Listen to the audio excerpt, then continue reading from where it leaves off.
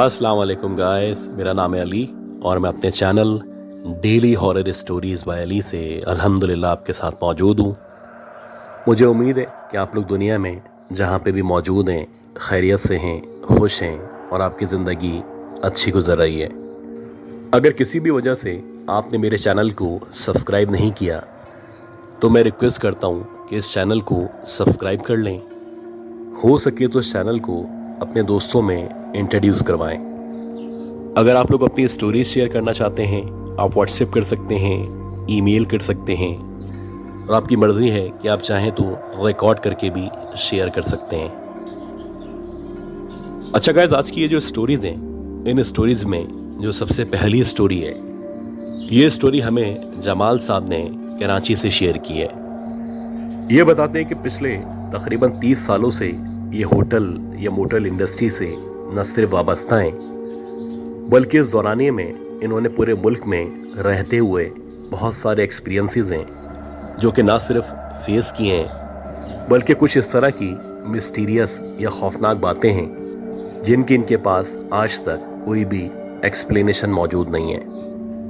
इन वाक़यात में से जो सबसे पहला वाक़या है, इससे पहले कि हम उस वाक़ये की तरफ बढ़ें, मैं आपसे रिक्वेस्ट करता हूँ कि अगर आपने इस ऑडियो टेप को अब तक लाइक नहीं किया तो प्लीज़ लाइक कर दें। 1996 चल रहा था और मैं कराची शाहर फैसल पे, यानी आप कह सकते हैं कि नर्सरी पे, एक गेस्ट हाउस के अंदर, या जिसको आप मोटल भी कह सकते हैं, वहाँ पे जॉब किया करता था।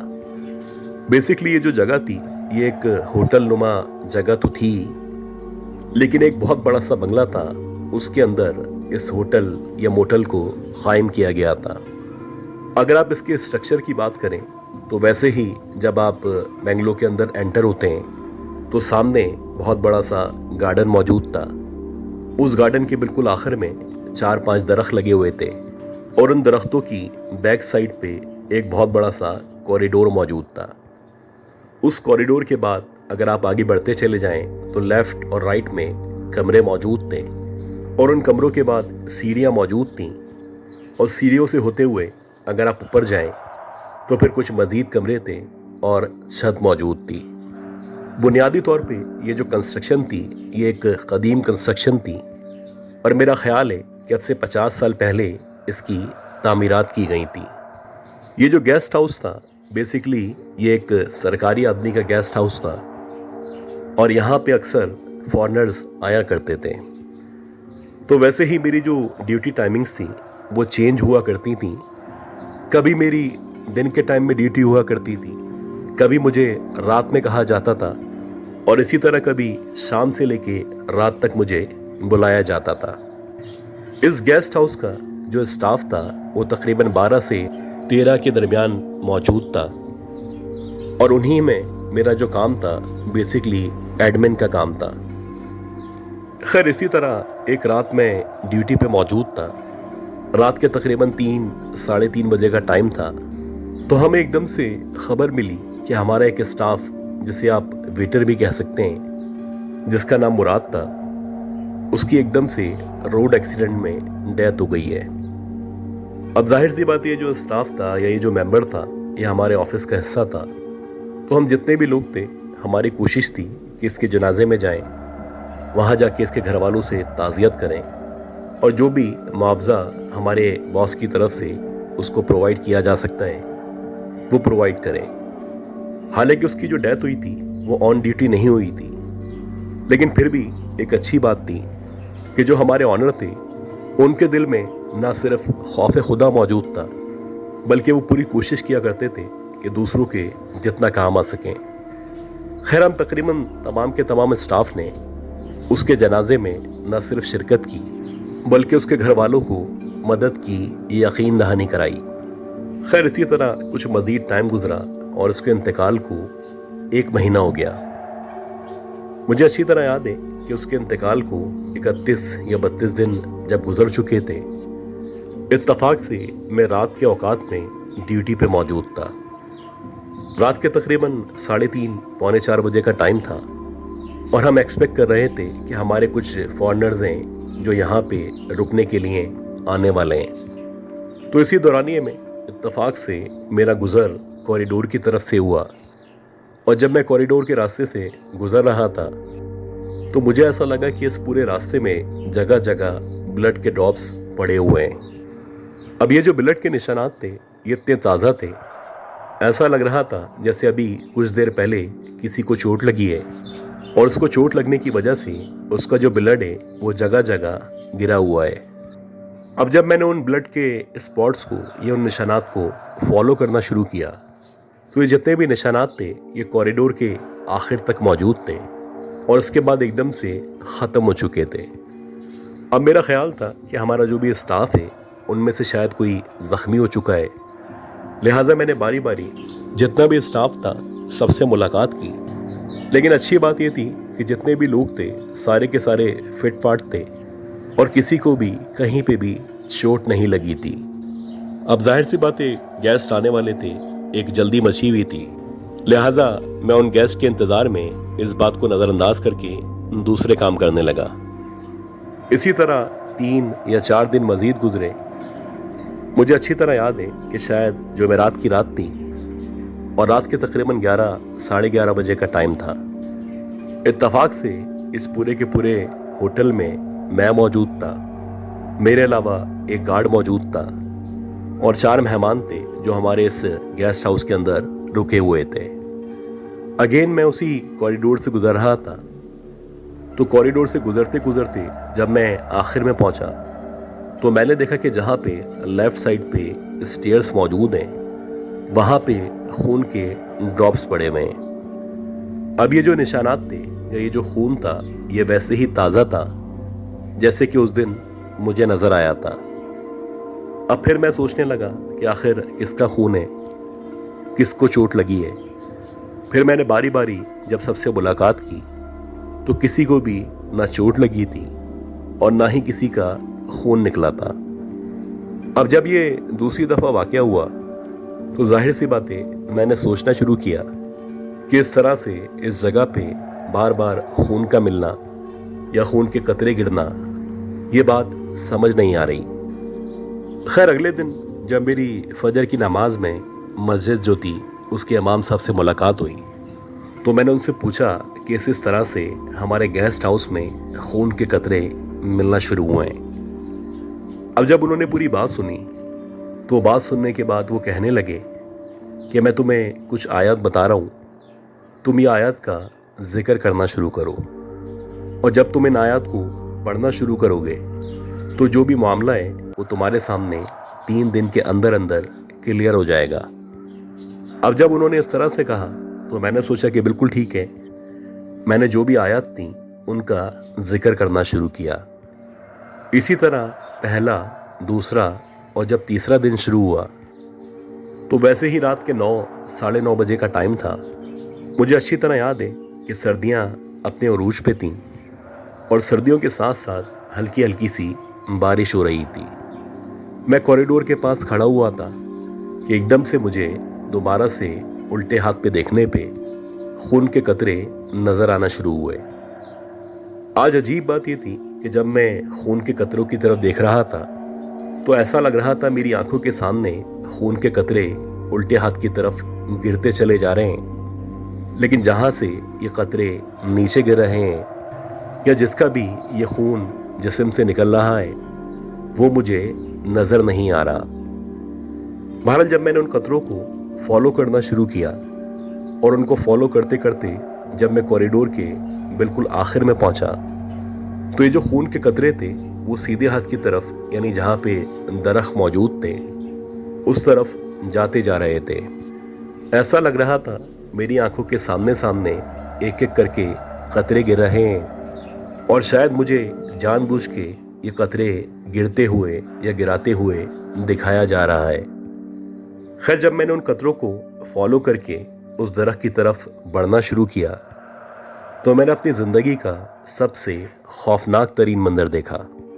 मैंने देखा कि जो सबसे बड़ा दरख्त है जो कि गालिबन बरगद का दरख्त था, उस दरख्त के तने के बिल्कुल साथ ऐसा लग रहा है जैसे कोई ना सिर्फ खड़ा हुआ है बल्कि जो भी वहाँ पे खड़ा हुआ है उसने सफ़ेद कलर का लिबास पहन रखा है और बज़ाहिर दिखने से ऐसा लग रहा है जैसे उसने कफन पहन रखा है। ना सिर्फ उसने कफन पहन रखा था, बल्कि ऐसा लग रहा था उसके जिस्म पे या उसके कफन पे जगह जगह खून लगा हुआ है। जब मैंने उसके ऊपर मज़ीद गौर किया तो उस कफन के बीच में जहाँ पे उसका चेहरा मौजूद था, ऐसा लग रहा था जैसे हमारा जो एम्प्लॉई था जिसका एक्सीडेंट में इंतकाल हुआ था, वो वहाँ पे कफन पहने हुए खड़ा हुआ है।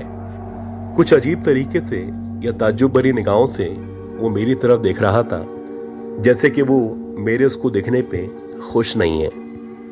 महरन जैसे ही मैंने मुराद को इस हालत में अपने सामने देखा तो सच्ची बात यह है कि बजाय इसके मैं आगे बढ़ता, मैं वहीं से ही वापस पलटा और वापस पलटने के बाद जितना तेजी से हो सकता था अपने ऑफिस की तरफ बढ़ता चला गया।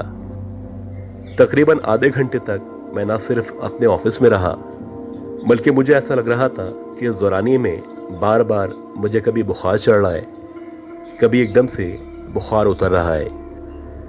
खैर जैसे तैसे ये जो रात थी खैरियत से गुजरी और अगले दिन जब फजर की नमाज में मेरी उन्हीं इमाम साहब से दोबारा मुलाकात हुई तो मैंने उनको बताया कि ऐसे ऐसे मैंने रात में मुराद को दरख्त के बिल्कुल बराबर में ज़ख्मी हालत में देखा था। अब ये सुनने के बाद वो कहने लगे कि बात यह है कि आपका जो मुलाजिम था जिसका एक्सीडेंट में इंतकाल हुआ था, उसी का कारीन आपको नज़र आ रहा है। मैं आपको कुछ आयत बता रहा हूँ, आप जब भी ऑफिस के अंदर एंटर हों तो एंटर होने से पहले इन आयत का जिक्र करें और कोशिश करें कि आप ख़ास तौर पे पाक साफ रहें और वो हिस्सा जिस हिस्से में वो नज़र आया था या जहाँ पे उसका खून गिरा हुआ नज़र आता है, उस हिस्से को साफ रखने की कोशिश करें। अब इत्तफाक से जिस फजर में मेरी इमाम साहब से मुलाकात हुई थी, उसके अगले दिन से ही न सिर्फ मेरी तबीयत ख़राब हुई, बल्कि मैं तकरीबन 7 या 8 दिन तक अपने ऑफिस नहीं जा सका।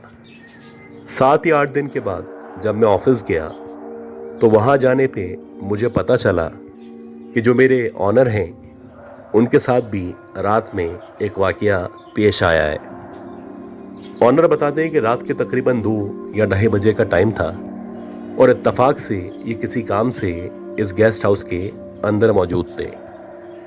ये बताते हैं कि जब मैं गेस्ट हाउस से यानी जहाँ पे गार्डन मौजूद है वहाँ से चलता हुआ अंदर आ रहा था तो इस दौरानी में जब मेरी नज़र छत की तरफ पड़ी तो मुझे ऐसा लगा कि छत के ऊपर न सिर्फ कोई खड़ा हुआ है, बल्कि वैसे ही जो भी वहाँ पे खड़ा हुआ है उसने सफ़ेद कलर का लिबास या कफन पहन रखा है और उसके कफन पे जगह जगह खून लगा हुआ है। जब मेरे ऑनर ने उसके ऊपर गौर किया तो बताते हैं कि वो यकीनन मुराद ही था जो कि यहाँ पे कुछ अरसे पहले तक जॉब किया करता था। एक मुर्दा आदमी का ज़ख्मी हालत में कफन में हमारे इस गेस्ट हाउस के अंदर बार बार नज़र आना, ये एक ऐसी बात थी, ये एक ऐसा वाक़या था जिस पे यकीन करना किसी के भी इख्तियार में नहीं था। लेकिन जो कुछ हो रहा था ये सरासर हकीकत पे मबनी था और इस हकीकत का इनकार करना नामुमकिन था। खैर उसके बाद से इमाम साहब ने जो भी वज़ाइफ या जो भी कुरानी आयत मुझे बताई थी वो सारी की सारी मैंने अपने ऑनर के साथ, तमाम स्टाफ के साथ न सिर्फ शेयर की, बल्कि सबको कहा कि कोशिश करें पाक साफ रहें। ख़ास तौर पे रात के औकात में कोशिश करें कि इस कॉरिडोर से कम गुजरें और अगर गुजरना भी है तो पाक साफ रहें। इसी तरह वो जो दरख्त वाला हिस्सा था वहाँ पे जाने से परहेज़ करें।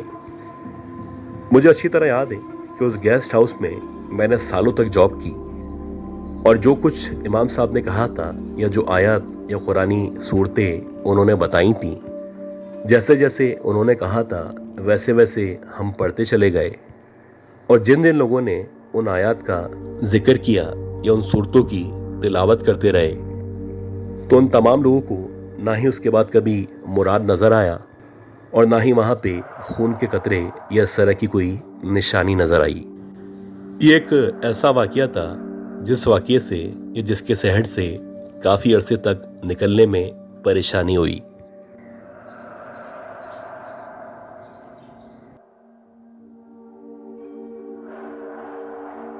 स्टोरी हमें आसिफ साहब ने शेयर की है और आसिफ साहब बताते हैं कि ये जो वाक़या इनके साथ पेश आया था ये 2004 और 2005 में पेश आया था। ये बताते हैं कि उस दौर में ये शादमान टाउन के अंदर एक पार्क के सामने रहा करते थे। ये बताते हैं कि रात को जब मैं 10 या 11 बजे तक फ्री हो जाता तो मैं अपनी फियांसी से या मुख्तलिफ फ्रेंड्स से फ़ोन पे बात किया करता था। अब क्योंकि जो हमारी फैमिली थी वो बेसिकली जॉइंट फैमिली थी, तो घर में बात करने के लिए इतनी स्पेस अवेलेबल नहीं थी। तो मेरी आदत थी कि रात में जब मैं घर से बाहर निकलता तो मैं हैंड्स फ्री लगाता और हमारी जो गली थी जो कि पार्क के सामने मौजूद थी वहाँ पे टहलता रहता और टहलते टहलते तकरीबन 2 से 3 घंटे तक बात करने के बाद मैं वापस अपने घर में आ जाया करता था। तो इसी तरह की एक रात थी और रात के तकरीबन 1 या 1:30 बजे का टाइम था।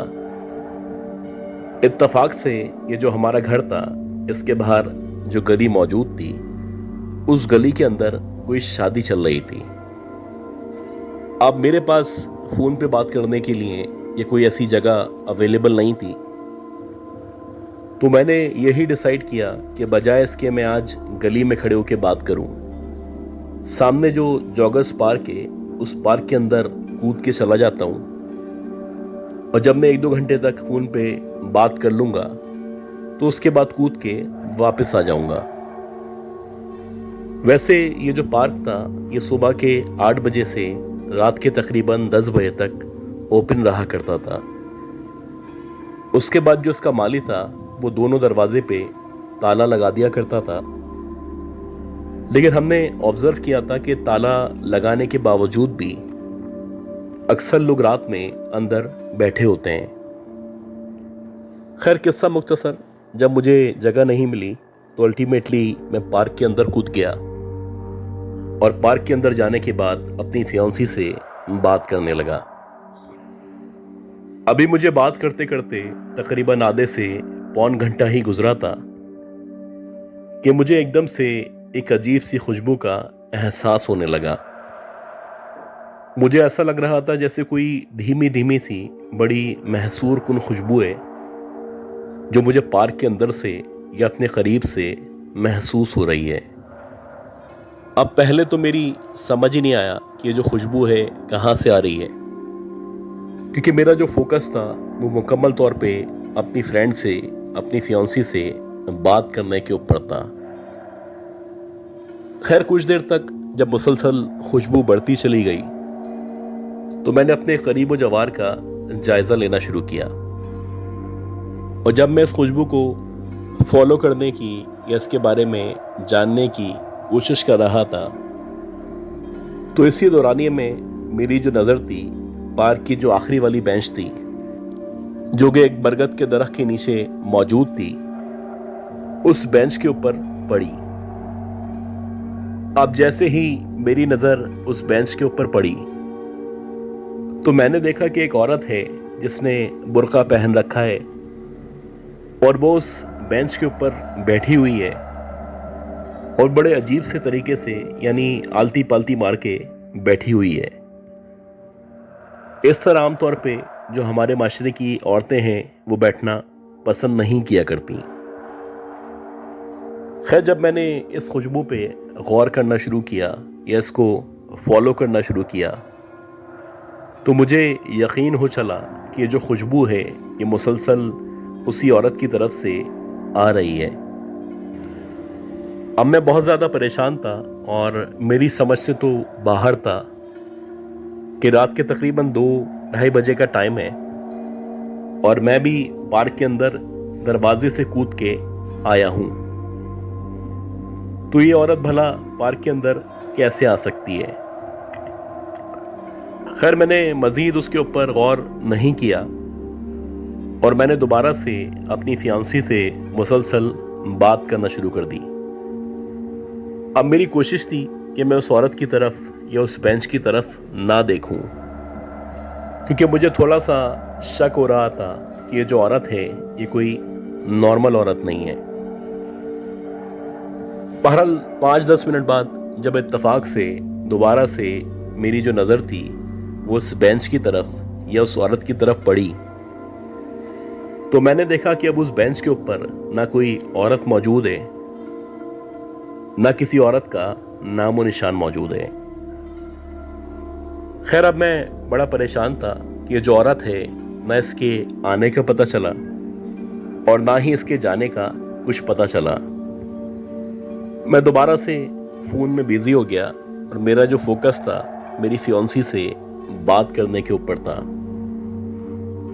इसी दौरानिए में मुझे दोबारा से एकदम से वो जो धीमी धीमी खुशबू थी महसूस होना शुरू हुई, और कुछ मिनट के अंदर अंदर ये जो खुशबू थी ये इस कदर बढ़ चुकी थी कि ऐसा लग रहा था कि जिसने भी ये खुशबू इस्तेमाल की हुई है वो मेरे बहुत ज़्यादा करीब मौजूद है। खैर, मैंने दोबारा से आगे पीछे का, ख़ास तौर पे उस बेंच का जायज़ा लेना शुरू किया। अभी मैं इधर उधर या बेंच की तरफ या पार्क में उस लड़की को या उस औरत को तलाश कर रहा था कि इसी दौरानिए में मुझे एकदम से किसी ने मेरा नाम लेके पुकारा,